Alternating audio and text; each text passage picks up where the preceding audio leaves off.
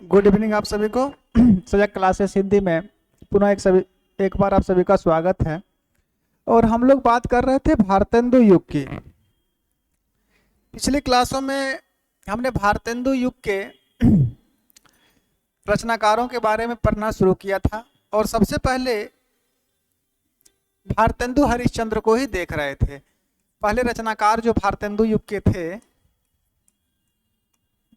भारतेंदु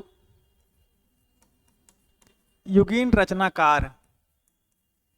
भारतेंदु युगीन रचनाकार में सबसे पहले हम लोग भारतेंदु हरिश्चंद्र को देख रहे थे। भारतेंदु हरिश्चंद्र को ही देखना प्रारंभ किए थे। तो भारतेंदु हरिश्चंद्र को ही हम लोग एक क्लास में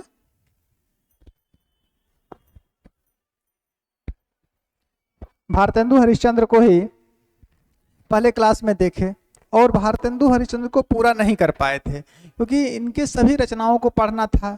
काव्य, नाटक, निबंध, नाटकों का विषय, काव्यों का विषय और फिर निबंध के प्रकार सभी को देखना था। तो इनके रचनाओं में इनका परिचय देख लिए थे। एक तो भारतेंदु हरिश्चंद्र जी का परिचय देख लिए। परिचय के पश्चात अगर रचना को देखें तो रचना में हम लोग काव्य देख लिए थे, निबंध देख लिए थे और आज इनके नाटक को देखेंगे। भारतेंदु हरिश्चंद्र के नाटक को देखेंगे। ये दो चीजें हम लोग देख चुके थे। भारतेंदु जी का परिचय देख लिए, भारतेंदु जी के काव्य संग्रह देख लिए और भारतेंदु जी के निबंध देख लिए। निबंधों का विषय देख लिए कि कौन सा निबंध इतिहास से संबंधित है, कौन सा निबंध पुरातत्व से संबंधित है, कौन सा निबंध धर्म से संबंधित है। और काव्यों के भी परिचय देख लिए थे और काव्य में जो प्रमुख काव्य था उसका वर्ण विषय आदि भी देख लिए थे। प्रकाशन वर्ष हो गया था। अब हम आज के क्लास में सबसे पहले भारतेंदु युग के नाटक की बात करेंगे। तो लिखिए भारतेंदु हरिश्चंद्र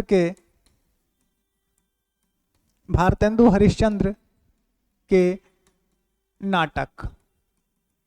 आधुनिक काल के प्रत्येक कवियों को इसी रूप में पढ़ना है। उनकी सभी रचनाओं को एक जगह एकत्रित कर लेना है। ऐसा नहीं कि नाटक के समय इनको पढ़ेंगे, नाटक के समय फिर देख लेंगे, वो अलग बात है।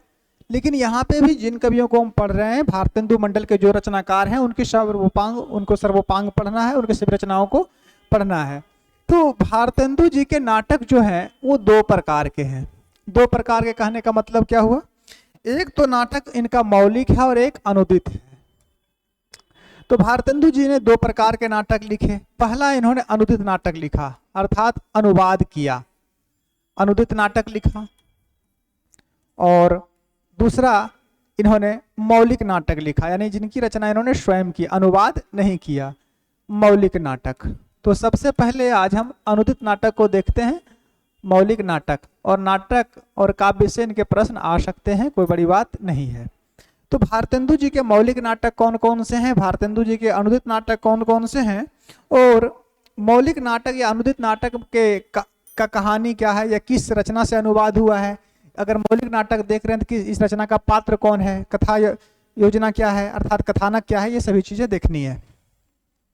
तो सबसे पहले हम बात करते हैं अनुदित नाटक की।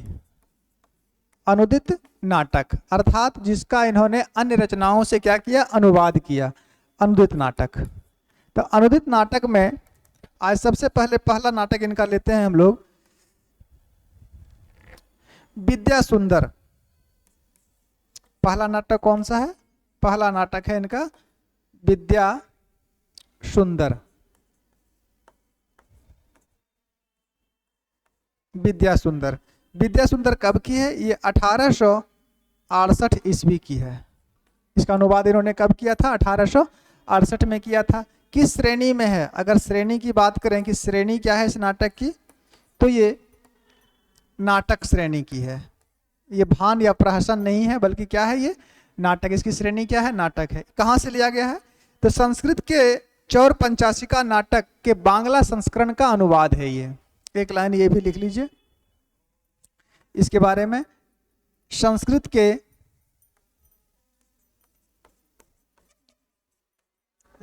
के चौर पंचाशिका, संस्कृत के चौर पंचाशिका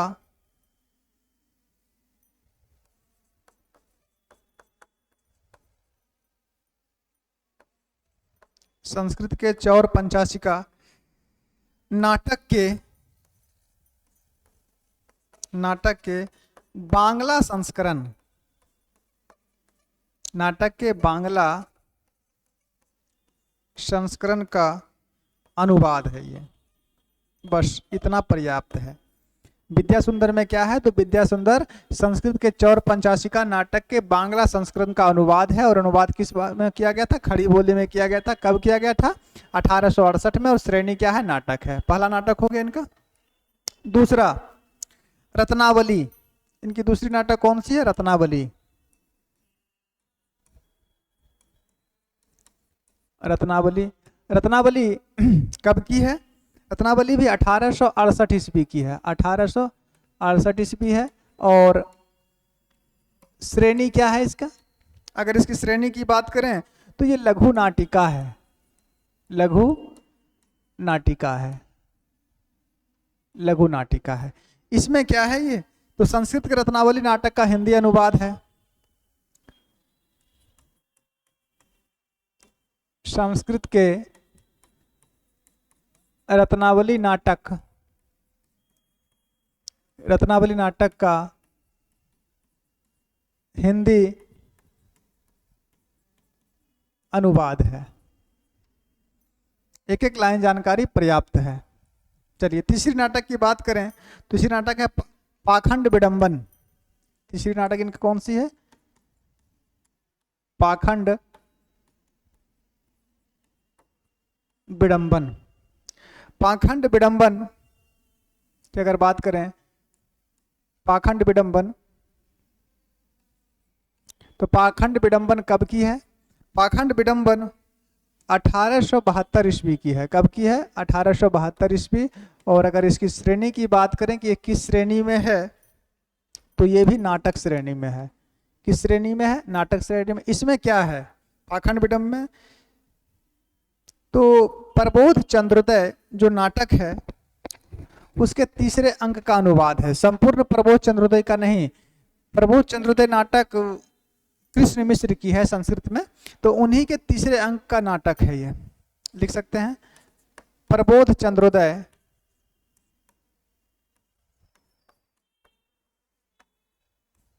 प्रबोध चंद्रोदय किसकी नाटक है ये, कृष्ण मिश्र की है। संस्कृत में किसकी नाटक है, कृष्ण मिश्र की। प्रबोध चंद्रोदय नाटक के तीसरे अंक, प्रबोध चंद्रोदय नाटक के तीसरे अंक का अनुवाद है ये। तीसरे अंक का अनुवाद पर्याप्त है। चौथे नंबर पर आ जाइए। चौथा नाटक इनका कौन सा था, पाखंड विडंबन के बाद चौथा था इनका धनंजय विजय। धनंजय विजय, धनंजय विजय कब की है, धनंजय विजय 1873 ईस्वी की है, 73 1873 ईस्वी की। और इसकी श्रेणी क्या थी, तो धनंजय विजय की श्रेणी थी नाटक। ये भी नाटक श्रेणी में ही आती है। इसमें क्या है, तो संस्कृत में एक नाटक है धनंजय विजयम का अनुवाद है, जो कंचन कवि की रचना है।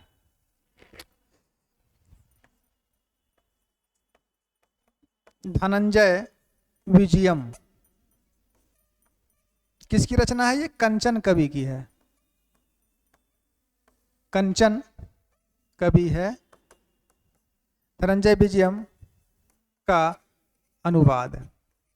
पर्याप्त है इतना जानकारी। इतना डिटेल आप लोग से पूछेगा भी नहीं, बस नाटक और उसका वर्ष पूछ लेगा। लेकिन अगर फिर भी पूछ ले तो याद रखें, एक बार देख लीजिए। भारतेंदु युग हम लोग देख रहे थे। भारतेंदु युग में भारतेंदु हरिश्चंद्र की ही चर्चा हो रही थी, और भारतेंदु हरिश्चंद्र पर एक क्लास हो गई, आज दूसरी क्लास है इनकी, ठीक है। और आज सबसे पहले हम लोग देख रहे हैं भारतेंदु हरिश्चंद्र के नाटक और अनुदित नाटक को देख रहे हैं। पहला अनुदित नाटक है इनका विद्या सुंदर, जो 1868 ईस्वी में, श्रेणी इसका नाटक है।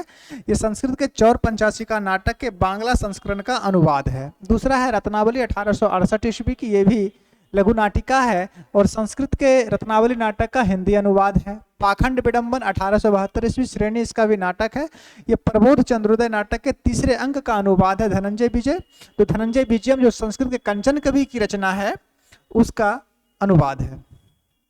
नंबर 5, 5वें नंबर पर आइए कर्पूर मंजरी। नंबर 5, 5वां लिख लीजिए कर्पूर मंजरी। कर्पूर मंजरी, कर्पूर मंजरी कब की है? कर्पूर मंजरी 1875 ईस्वी की है, 1875 ईस्वी। और श्रेणी क्या है इसकी? इसकी श्रेणी जो है वो षट्टक है। ये नाटक नहीं है बल्कि एक षट्टक है। नाटक के ही अंतर्गत नाटिका, फान, प्रहसन, षट्टक ये सब इसी में आते हैं। नाटक साहित्य जब हम पढ़ाए थे उस समय आप लोग को बताए भी थे और फिर बता देंगे। अगर अभी उसकी बात करने लगेंगे तो ये फिर क्लास गड़बड़ा जाएगी। अभी बस इतना याद रखिएगा, जिनको नहीं पता है वो याद रखिए षट्टक है। अब षट्टक क्या होती है जब नाटक साहित्य पढ़ाएंगे उस समय बताएंगे, और जिनको पता है उनके लिए कोई दिक्कत की बात नहीं है। इसमें क्या है तो कर्पूर मंजरी के रचनाकार कौन थे? संस्कृत में कंचन कवि ही थे। कंचन कवि की रचना ये भी है और धनंजय विजय भी है। तो कर्पूर मंजरी जो नाटक है, कर्पूर मंजरी संस्कृत में कंचन कवि की रचना है। ये भी कंचन कवि संस्कृत में है। ये कंचन कवि द्वारा रचित कर्पूर मंजरी का अनुवाद है। तो अनुवाद तो हिंदी में ही किया गया था ना, संस्कृत में तो था ही। छठी रचना इनकी आई है, छठा नाटक। तो छठा नाटक है भारत जननी, 1877 में। भारत जननी कब है ये? 1877 ईस्वी में है भारत जननी। और इसकी श्रेणी की बात करें तो ये गीति नाट्य है। अगर श्रेणी की बात करें तो क्या है ये गीति नाट्य है। गीति नाट्य, गीति नाट्य है। ठीक है। इसमें क्या है भारत जननी में? तो भारत जननी जो संस्कृत में नाटक है, भारत जननी किस भाषा में है? संस्कृत में। भारत जननी नाटक का ये भी हिंदी अनुवाद है। हिंदी अनुवाद पर्याप्त है। नंबर 7 पर आ जाइए मुद्रा राक्षस। मुद्रा राक्षस कब की थी? मुद्रा राक्षस, मुद्रा राक्षस कब की है? ये 1878 ईस्वी की है। कब की है? 1878 ईस्वी। और श्रेणी क्या है? श्रेणी इसका भी नाटक है। किस श्रेणी में है ये भी नाटक श्रेणी में ही रचित है। किस श्रेणी में? नाटक श्रेणी में। मुद्रा राक्षस में क्या है? तो मुद्रा राक्षस किसकी रचना है? विशाख दत्त की थी ना। लिख सकते हैं मुद्रा राक्षस। मुद्रा राक्षस का हिंदी अनुवाद। मुद्रा राक्षस का हिंदी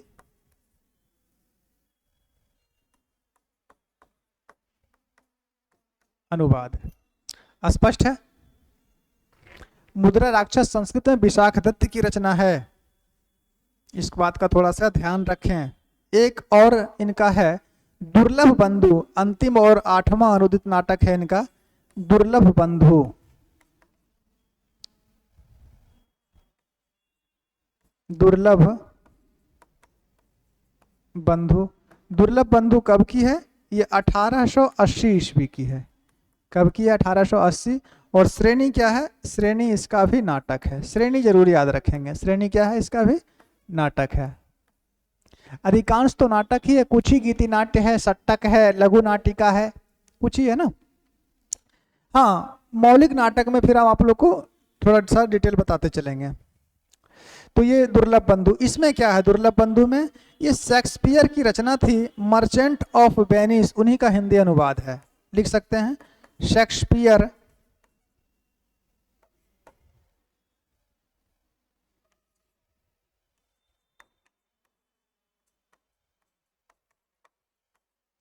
शेक्सपियर की रचना कौन सी? Merchant of Venice. पढ़े भी होंगे आप लोग, मर्चेंट ऑफ वेनिस का हिंदी अनुवाद है, मर्चेंट ऑफ वेनिस का हिंदी अनुवाद है। तो ये इनके हो गए सभी आठों का, 8 ही नाटक थे ना मौलिक अनुदित, तो ये 8 नाटक आप लोग को लिखा दिए। ये 8 नाटक इनके क्या थे, जो थे अनुदित। अनुदित इनके 8 नाटक थे और ये 8 नाटक हो चुके हैं। 8 नाटक के पश्चात अगला बचा मौलिक नाटक, तो मौलिक नाटक भी देख लेते हैं। अनुदित नाटक इनके कितने थे, 8 थे, 8 याद रखेंगे। विद्या सुंदर 1868 की थी, दूसरा है रत्नावली 1868, पाखंड विडंबन 1872, धनंजय विजय 1873, कर्पूर मंजरी 1875, भारत जननी 77, मुद्रा राक्षस 78, दुर्लभ बंधु 1880। ये 8 नाटक जो थे भारतेंदु जी के अनुदित थे। अब हम इनके मौलिक नाटक की बात करते हैं। तो मौलिक नाटक कितने नंबर में लिखे थे, नंबर 2। चलिए नंबर 2 में लिखिए मौलिक नाटक। इन्होंने इसका अनुवाद नहीं किया बल्कि स्वतः इसकी रचना की। मौलिक नाटक।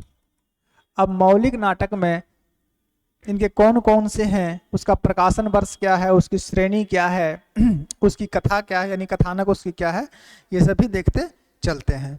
इनका पहला जो मौलिक नाटक था, पहला वो था वैदिकी हिंसा हिंसा ना भवती।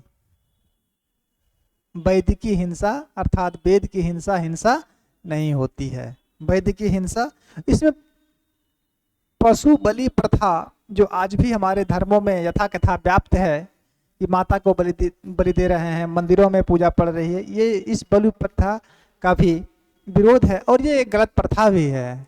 कमजोर पशुओं को मारकर खाना और इसको धर्म का नाम देना, ये गलत है। चलिए, जब सभी जीवों में परमात्मा का वास है, सभी जीवों में आत्मा का वास है, इस परमात्मा का ही अंश आत्मा के रूप में सभी जीवों में रहता है, तो ईश्वर उस बलि को कैसे स्वीकार कर सकते हैं। ये छोटा सा, ये कॉमन सेंस है, इतना छोटा सा, इसको धर्म का नाम दे देना। तो आप लोग ये भी पढ़े होंगे ना कि धर्म में बलि प्रथा, या हमारे पुस्तकों में चाहे वेद रहे, पुराण रहे, स्मृति रहे, आनक रहे, किसी भी में लिखा होगा। तो अगर लिखा है कि बलि प्रथा है या बलि दी जाती है तो मुझे दिखाइएगा। बलि देना एक गलत प्रथा है, ये किसी भी धर्म में नहीं है। ये यथाकथित लौकिक एक परंपरा है जिसको हम लोगों ने धर्म का नाम दे दिया। कुछ लोगों से पूछिए तो बोलेगा इस वेद में लिखा है। कभी उससे पूछिए कि क्या वेद का पन्ना भी कभी पलट के देखा है कि किस वेद में लिखा हुआ है। वेद की बात वही करता है जो नहीं जानता है। वेद का मतलब ज्ञान होता है और उसमें ज्ञान की बातें आती है, अनर्गल वार्तालाप नहीं। जो कुछ नहीं जानिए वेद में लिखा है, उससे कभी पूछिए कि कभी तुमने आज तक वेद का पन्ना भी देखा है कि वेद कैसा लिखा जाता है या किस रूप में है। चलिए, तो इनकी पहली मौलिक नाटक कौन सी है, पहली है वैदिकी हिंसा। वैदिक नहीं है, वैदिकी है। वैदिकी हिंसा हिंसा ना भवती। वैदिकी हिंसा हिंसा ना भवती। वैदिकी हिंसा हिंसा ना भवती। अब इस नाटक को देखिए थोड़ा सा। वैदिकी हिंसा हिंसा ना भवती का अगर प्रकाशन वर्ष देखें, प्रकाशन वर्ष, तो क्या मानिएगा आप लोग, 1873 ईस्वी। कब है, 1873 ईस्वी में ये लिखी गई थी। श्रेणी क्या है इसकी, श्रेणी, तो इस श्रेणी है इसका प्रहसन।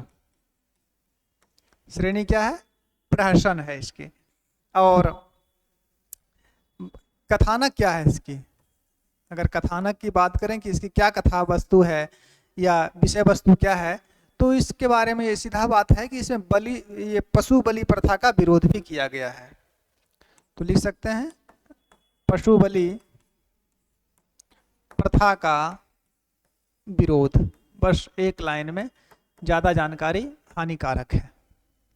वैदिकी हिंसा हिंसा ना भवती कब प्रकाशित हुई थी, 1873 ईस्वी में।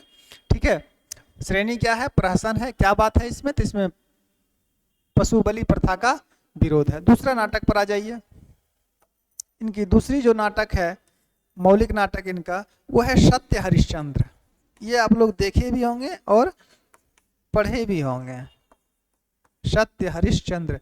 सत्य हरिश्चंद्र समय क्या था इसका, अगर प्रकाशन वर्ष देखें तो समय था इसका 1875 ईस्वी, 1875 ईस्वी। और श्रेणी क्या है इसका, 1 सेकेंड, समय 1875 ईस्वी।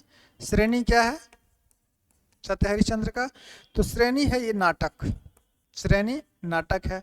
कथा क्या है इसमें, अगर कथा वस्तु की बात करें, कथा वस्तु क्या है या कथानक क्या है या विषय वस्तु क्या है, तो इसमें असत्य पर सत्य की विजय का वर्णन है। असत्य पर सत्य की विजय। सत्य हरिश्चंद्र, हरिश्चंद्र किस युग में हुए थे जी, असत्य पर सत्य की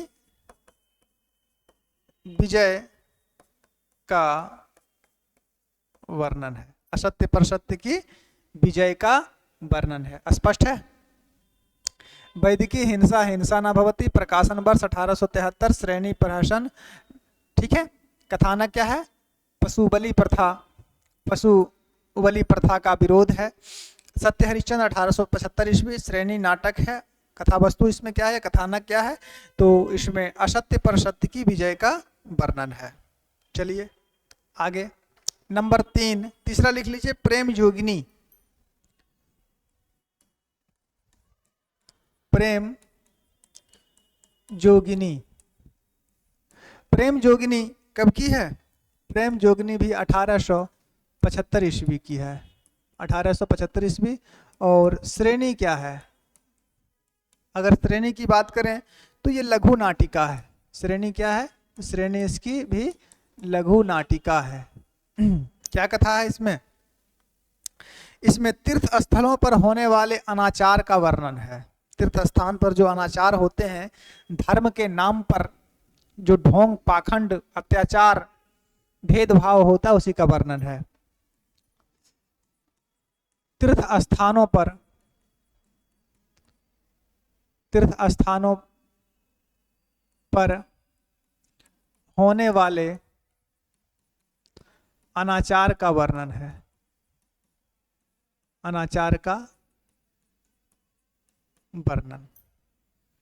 नंबर 4 पर आइए, प्रेम जोगिनी के बाद इनका चौथा नाटक कौन सा था, श्री चंद्रावली। चंद्रावली इनकी प्रेमिका भी थी, श्री चंद्रावली।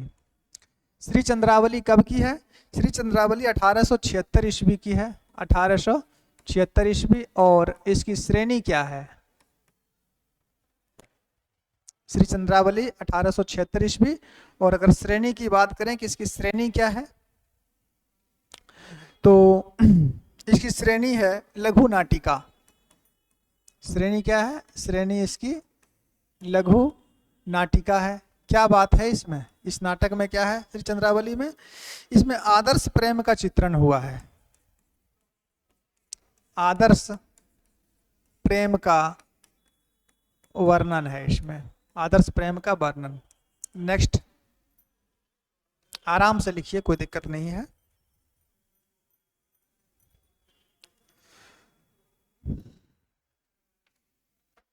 अरे इतना याद नहीं रहेगा तो कम से कम प्रेम जोगिनी 1875 तो याद रहेगा ना, किसका है, प्रकाशन वर्ष क्या है। रट्टा मारने की आवश्यकता नहीं है, रट्टा मारने से याद नहीं होगा।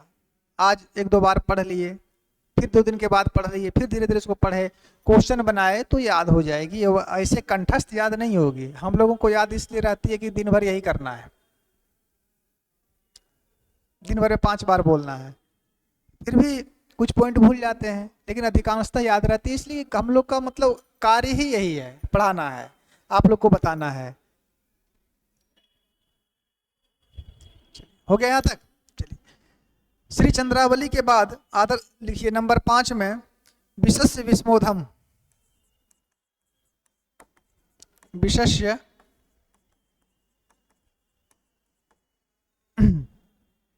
विस्मोधम,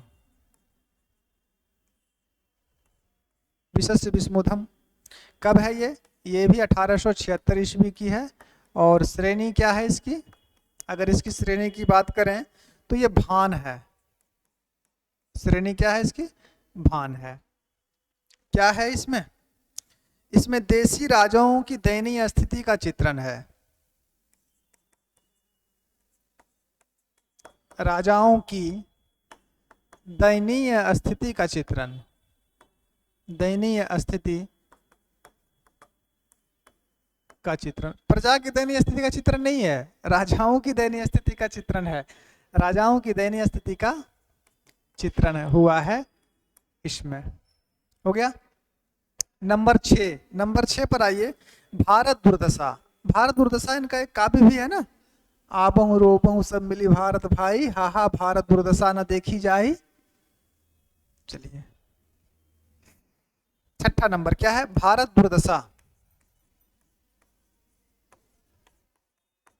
भारत दुर्दशा, भारत दुर्दशा कब की है, ये 1880 ईस्वी की है। कब की है, 1880 ईस्वी। और श्रेणी क्या है भारत दुर्दशा की, श्रेणी इसका नाट्य राशक है। नाट्य राशक क्या है इसमें,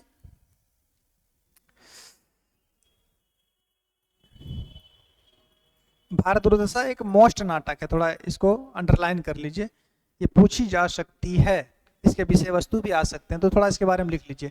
भारत दुर्दशा नाटक में है क्या, तो भारत दुर्दशा में अंग्रेजी शासन में भारत की दुर्दशा का चित्रण है। चलिए अगले पेज में देखते हैं इसमें क्या है। तो इसमें अंग्रेजी शासन काल में या अंग्रेजों के शासन में, अंग्रेजी शासन में, अंग्रेजी शासन में भारत की दुर्दशा का चित्रण है। एक बात तो ये है, विषय वस्तु तो समझ में आ गई कि भारत दुर्दशा में क्या है, तो अंग्रेजों के शासनकाल में भारत की जो दुर्दशा हो गई थी, दशा नहीं दुर्दशा हो गई थी, मतलब बुरा दशा हो गई थी, उसका चित्रण है। एक बात ये, भारतेंदु ने इसे क्या कहा, तो भारतेंदु हरिश्चंद्र ने इसे मतलब भारत दुर्दशा नाटक को इसे देश वत्सला नाटक कहा। इसे देश वत्सला नाटक कहा, याद रखेंगे, नाटक कहा, क्या कहा, तो इसे देश वत्सला नाटक कहा। और कुछ बात, ये हिंदी का प्रथम राजनीतिक नाटक है। यह हिंदी का प्रथम राजनीतिक नाटक है। एक देखिए मोस्ट इसलिए भी है कि भारत दुर्दशा हिंदी की प्रथम राजनीतिक नाटक है। यह हिंदी का प्रथम राजनीतिक नाटक है। कैसी नाटक है, तो राजनीतिक नाटक है। हो गया। कितने नंबर पर थे हम लोग, भारत दुर्दशा की बात कर रहे थे, नंबर 6। भारत दुर्दशा के बाद नंबर 7 पे आइए और 7वां नंबर लिखिए अंधेर नगरी। ये भी अच्छी नाटक है, लोग पढ़े होंगे। अंधेर नगरी, अंधेर नगरी कब की है, अंधेर नगरी 1881 ईस्वी की है। कब की है, 1881 ईस्वी। और श्रेणी क्या है इसकी, श्रेणी ये प्रहसन शैली में है। किस श्रेणी में है, तो प्रहसन श्रेणी में है। क्या है इसमें, इसमें भ्रष्ट शासन व्यवस्था, पतली सी नाटक है, आप लोग पढ़े भी होंगे अंधेर नगरी। इसी में है ना, महंत रहता है, उनका 2 शिष्य होता है। अंधेर नगरी, चौपट राजा, टकासिर भाजी, टकासिर खाजा। इसमें भ्रष्ट और निरंकुश शासन व्यवस्था का चित्रण है। भ्रष्ट शासन, भ्रष्ट शासन और भ्रष्ट शासन और ने लिखिए, भ्रष्ट शासन एवं निरंकुश शासन, निरंकुश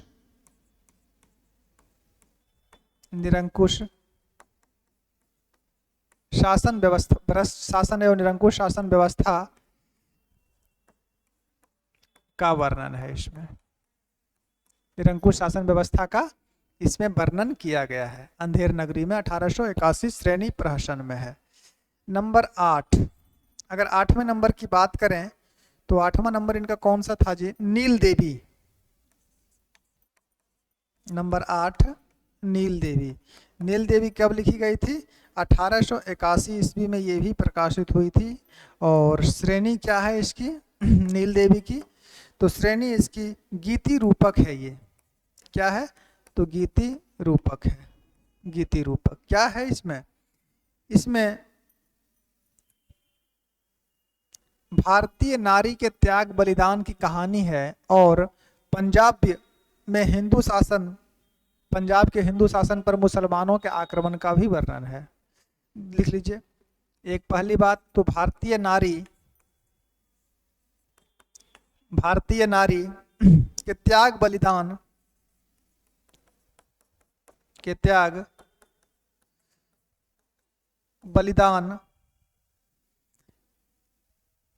त्याग बलिदान आदि आदर्शों का चित्रण। त्याग बलिदान आदि आदर्शों का चित्रण, आदर्शों का चित्रण। एक बात तो ये हो गई भारतीय नारी के त्याग बलिदान आदि आदर्शों का चित्रण। और एक बात और इसमें लिखी है, अगले पेज में चलते हैं। अगली बात इसमें ये कि पंजाब के हिंदू शासक पर, पंजाब के हिंदू शासक पर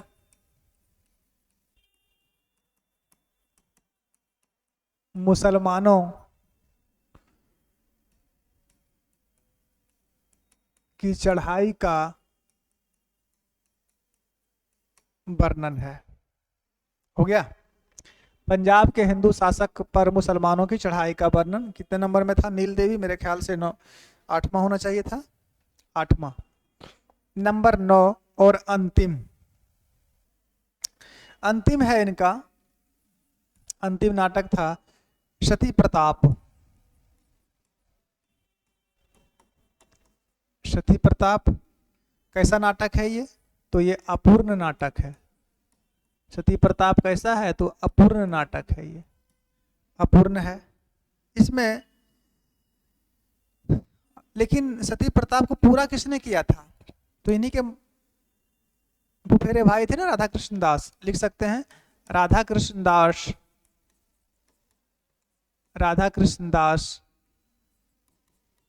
ने इसे पूर्ण किया। राधा कृष्ण दास ने इसे पूर्ण किया। कब किया पता नहीं, लेकिन पूर्ण किया। और अगर श्रेणी जानना चाहेंगे तो ये पौराणिक नाटक हो जाएगा। सती प्रताप है तो पौराणिक ही होगा, हालांकि मैं ये पढ़ा नहीं हूं। पढ़े रहते तो बता देते। श्रेणी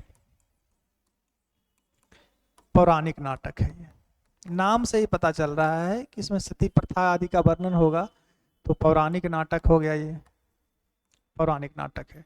तो ये हो गए भारतेंदु हरिश्चंद्र के नाटक। तो नाटक में आप लोग अगर अनुदित की बात करें कि अनुदित नाटक कितने थे, तो अभी आप लोग को बताए कि अनुदित नाटक भारतेंदु जी के टोटल हो गए थे 8। और मौलिक नाटक कितने हुए? तो मौलिक नाटक सती प्रताप को लेकर अगर देखें तो हो गए 9। तो ये 9 और 8 17 नाटक इन्होंने लिखा।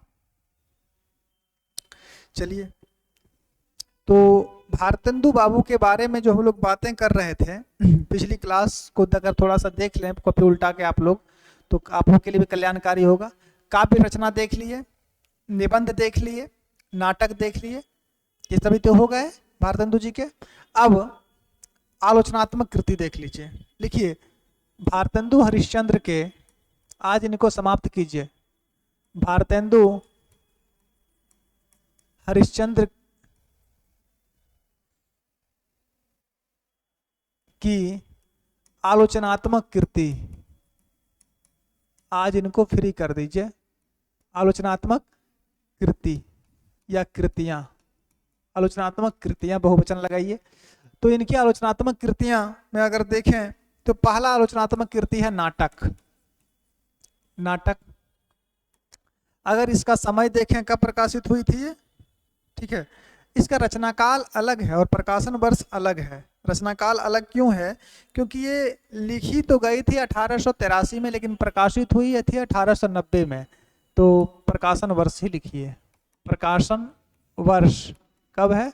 ये 1890 ईस्वी में है, 1890 ईस्वी में। दूसरी इनकी आलोचनात्मक कृति जो है वो है आत्मकथा।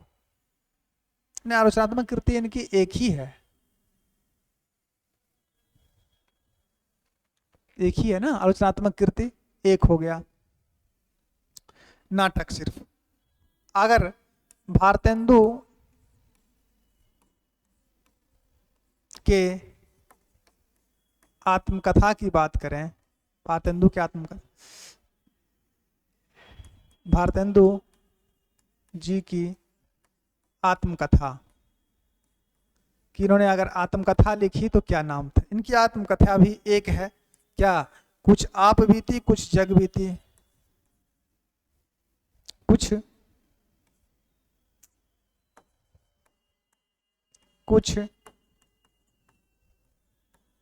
आप बीती और कुछ आप बीती कुछ जग बीती। कुछ आप बीती कुछ जग बीती कब की है ये? तो कब की क्या रहेगी? अपूर्ण है ये। कब की क्या है? अपूर्ण है। तो ये इनकी सभी रचनाएं हो गए, काव्य संग्रह हो गए, निबंध हो गए, नाटक हो गए, आत्मकथा हो गए और आलोचनात्मक कृति। आलोचनात्मक कृति इनकी एक ही है, नाटक नाम से प्रकाशित है, जिसका प्रकाशन वर्ष 1890 है। और आत्मकथा की बात करें तो कुछ आप बीती कुछ जग बीती, ये अपूर्ण है, इसका प्रकाशित नहीं हुआ था। पूछी जाती है कि कुछ आप बीती कुछ जग बीती किसकी आत्मकथा है या किस श्रेणी की है, किस विधा की है? तो ये आत्मकथा है हरिश्चंद्र जी की, लेकिन ये अपूर्ण है। अब आगे बात करते हैं इनके द्वारा निकाली गई संपादित पत्रिका। ये मोस्ट भी है। भारतेंदु द्वारा संपादित पत्रिका, आज इनको फ्री कीजिए। संपादित पत्रिका भारतेंदु जी को आज फ्री करते हैं। संपादित पत्रिका में सबसे पहला था कवि वचन सुधा। ये कल भी आप लोग को बताए थे, कवि वचन सुधा। कवि वचन सुधा, कवि वचन सुधा कब प्रकाशित हुई थी? ये 1868 ईस्वी में हुई थी, 1868 ईस्वी में। और इसी से आचार्य रामचंद्र शुक्ल आधुनिक काल का आरंभ 1868 से मानते हैं, इसी पत्रिका के प्रकाशन वर्ष से। कैसी पत्रिका थी ये? तो ये मासिक पत्रिका थी। कैसी थी? तो ये मासिक थी, और मासिक थी, बाद में ये पाक्षिक हो गई और फिर बाद में साप्ताहिक भी हो गई। लेकिन जब ये प्रारंभ में निकली थी तो वो कैसी थी? मासिक थी। इसके बाद ये पाक्षिक हो गई अर्थात 15 दिन में आने लगी, और फिर साप्ताहिक हो गई अर्थात 7 दिन में आने लगी। लेकिन 1838 में जब ये पत्रिका पहली बार प्रकाशित हुई थी उस समय मासिक पत्रिका थी। बाद में ये कैसी हो गई? पाक्षिक हो गई, और पाक्षिक के बाद कैसी हो गई? तो साप्ताहिक हो गई, मतलब सप्ताह में आने लगी। इनकी दूसरी पत्रिका जो है वो है Harishchandra magazine. Harishchandra magazine, Harishchandra magazine जो है, मैगजीन कब आई थी? 1873 ईस्वी में। कब प्रकाशित हुई थी ये पत्रिका? 1873 ईस्वी में। और कैसी थी ये? तो ये पत्रिका मासिक थी। ये पत्रिका कैसी थी? तो ये मासिक थी। एक चीज याद रखिएगा, हरिश्चंद्र मैगजीन 1873 में आई थी, मासिक थी। लेकिन 1874 ईस्वी में, 1874 ईस्वी में इसका नाम हरिश्चंद्र चंद्रिका कर दिया गया। में इसका नाम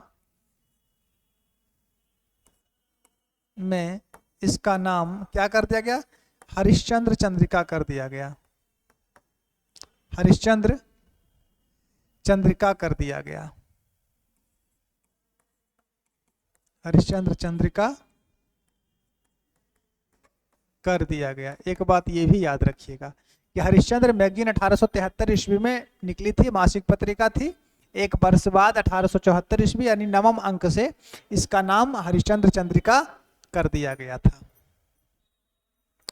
ठीक है। हिंदी गद्य की पहली पुरस्कृत पंक्ति या पुरस्कृत रचना इसी पत्रिका में भी प्रकाशित हुई थी। इतना डिटेल नहीं पूछेगा, लेकिन याद रखें कि हरिश्चंद्र मैगजीन जो 74 ईस्वी में इसका नाम हरिश्चंद्र चंद्रिका कर दिया गया था, तो हिंदी गद्य की पहली पुरस्कृत पंक्ति जो थी इसी में प्रकाशित हुई थी। और इसी संबंध में इनका एक निबंध जो कल लिखाए थे भारतेंदु हरिश्चंद्र जी का एक निबंध कालचक्र, तो कालचक्र निबंध में उन्होंने एक बात कही थी कि हिंदी नई चाल में ढली 1873 में। उस कालचक्र निबंध में एक इनकी पंक्ति आती है कि हिंदी नई चाल में ढली 1873 में। क्यों? क्योंकि 1873 में ही हरिश्चंद्र मैगजीन पत्रिका प्रकाशित हुई थी। और तीसरी इनकी जो पत्रिका थी वो है बाला बोधनी, नारी विषयक प्रथम पत्रिका थी ये, बाला बोधिनी। बाला बोधनी कब हुई थी? 1874 ईस्वी में। ठीक है। एक बात इसके बारे में याद रखिए, हिंदी का प्रथम नारी विषयक प्रथम पत्र था। हिंदी का नारी विषयक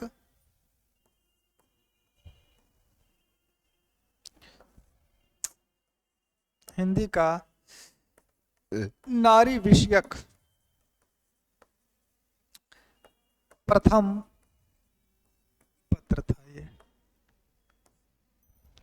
तो ये हो गए भारतेंदु हरिश्चंद्र द्वारा 3 पत्रिका प्रकाशित हुई थी। कविवचन सुधा 1868 मासिक पत्रिका थी, कुछ समय के बाद पाक्षिक हुई और कुछ समय के बाद साप्ताहिक हुई।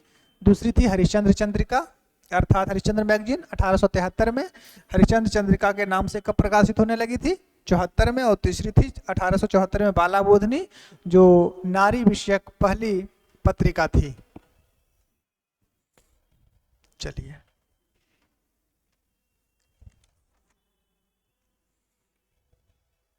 आगे कुछ बातें और। तो ये भारतेंदु द्वारा संपादित पत्रिका थी। और स्थापित संस्था, ये भी याद रखें कि भारतेंदु द्वारा, कल बोले थे कि बाद में लिखा देंगे तो लिखा देते हैं, भारतेंदु द्वारा स्थापित संस्थाएं, भारतेंदु द्वारा स्थापित संस्थाओं में देख लीजिए। नंबर एक की अगर बात करें तो 1870 ईस्वी में कविता बोधनी, 1877 में कविता वर्धनी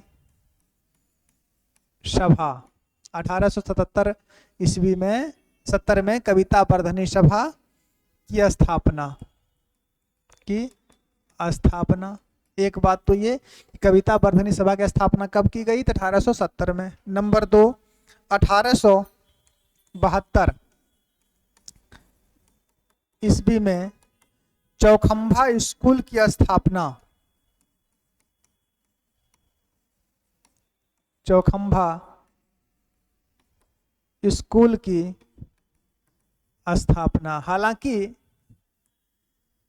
चौखंभा स्कूल को बाद में बदलकर भारतेंदु डिग्री कॉलेज कर दिया गया था, ये अलग बात है। लेकिन स्थापित क्या हुई थी? चौखंभा स्कूल के नाम से यह स्थापित हुई थी।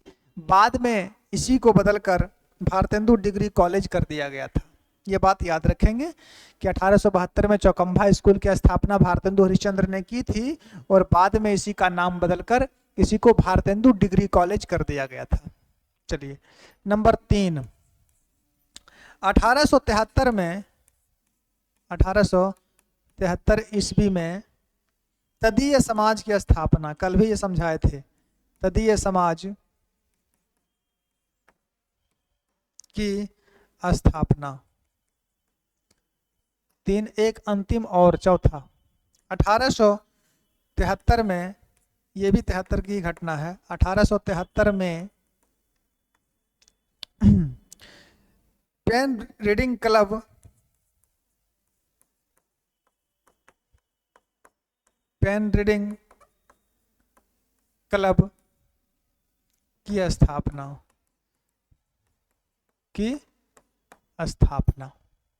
तो ये भारतेंदु द्वारा स्थापित संस्थाएं थी। मेरे ख्याल से भारतेंदु के बारे में इतनी जानकारी आप लोगों को पहले से नहीं थी, आज हो गई है ना। कोई बात नहीं है, जब जागो तभी सवेरा। और भारतेंदु के बारे में तो ये जानते हैं कि ये हिंदी गद्य के जन्मदाता हैं, हिंदी निबंध के जन्मदाता हैं।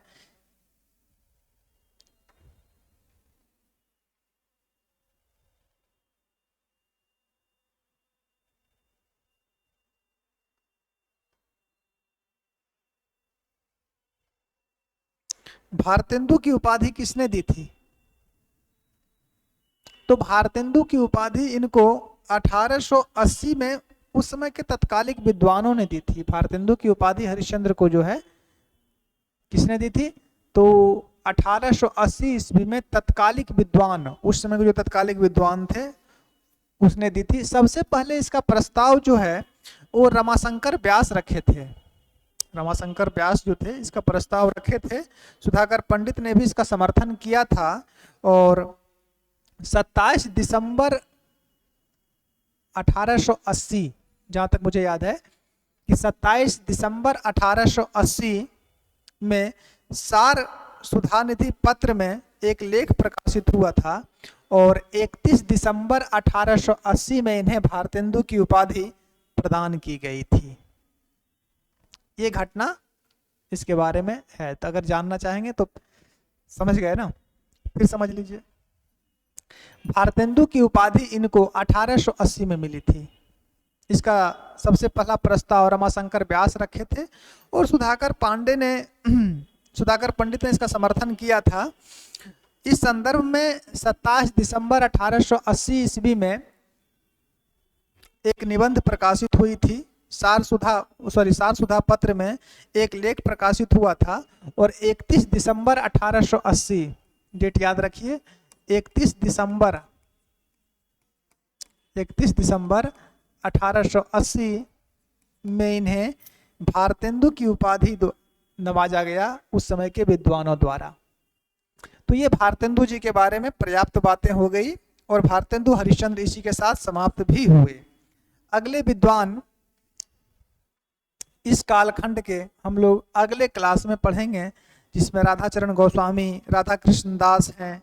अब इतना इन भारतेंदु के ऊपर 2 क्लास हो गई, एक तो कल हो गई और एक आज हो गई, इसलिए कि इनकी सभी रचनाओं को अब जो रचनाकार आएंगे, चाहे भारतेंदु ये राधा कृष्ण दास आए या राधा चरण गोस्वामी आए, उनकी रचनाओं को देखें तो उन्होंने नाटक लिखा, काव्य रचनाएं, ज़्यादा रचनाएं उन लोगों की नहीं है। मतलब इतनी बड़ी, अब एक दिन में एक विद्वान कंप्लीट हो जाएंगे, चाहे उनकी जितनी भी रचना रहे, चाहे वो नाटक रहे, निबंध रहे, काव्य रहे, जो भी रचनाएं उनके रहे, उपन्यास रहे। इससे लाला कृष्ण श्रीनिवास दास पढ़ेंगे तो उनके उपन्यासों को भी जानना पड़ेगा। तो जो भी विद्वान रहेंगे वो एक क्लास में समेट जाएंगे। तो आज इतना पर्याप्त हो गया और इसी के साथ भारतेंदु हरिश्चंद्र को भी हम लोग समाप्त करते हैं। आज भारतेंदु युग की ये जो क्लास थी, मेरे ख्याल से ये तीसरी क्लास हो गई आधुनिक काल की, और जिसमें से 2 क्लास तो भारतेंदु जी स्वयं ले लिए थे। तीसरी क्लास है और 2 क्लास भारतेंदु जी स्वयं लिए थे। अगले क्लास में हम लोग मिलते हैं और फिर इस कालखंड के अगले विद्वान, उसमें चाहे आप लोग राधा कृष्ण दास देख लीजिए या राधाचरण गोस्वामी देख लीजिए, लाला श्रीनिवास दास देख लीजिए, किसी भी, मतलब भारतेंदु मंडल के जो रचनाकार हैं या भारतेंदु युग के जो रचनाकार हैं उनमें से किसी को भी देख सकते हैं। चलिए आज के लिए इतना ही, धन्यवाद।